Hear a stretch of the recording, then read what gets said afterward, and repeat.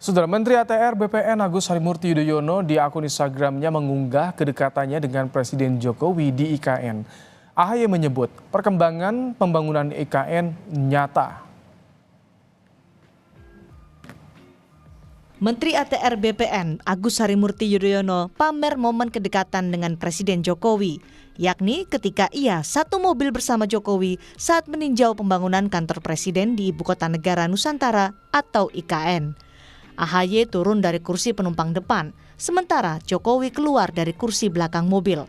Keduanya mengenakan pakaian yang senada, yakni kemeja putih dan celana hitam.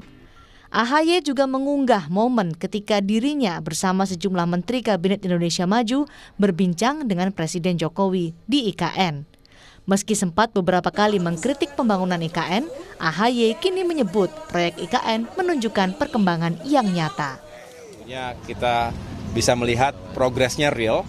Saya sendiri adalah kesempatan ataupun pengalaman pertama untuk bisa datang secara langsung, tetapi selama 2 hari itu saya bisa belanja masalah dan mengetahui apa saja yang masih menjadi PR. Tentunya ini sebuah mahakarya yang luar biasa, sebuah proyek yang sangat besar, sehingga kita juga paham perlu waktu, perlu proses, karena kita tidak ingin asal bangun kemudian bermasalah di kemudian hari. Agus Harimurti Yudhoyono ditunjuk menjadi Menteri Agraria dan Tata Ruang Kepala BPN oleh Presiden Jokowi akhir Februari lalu.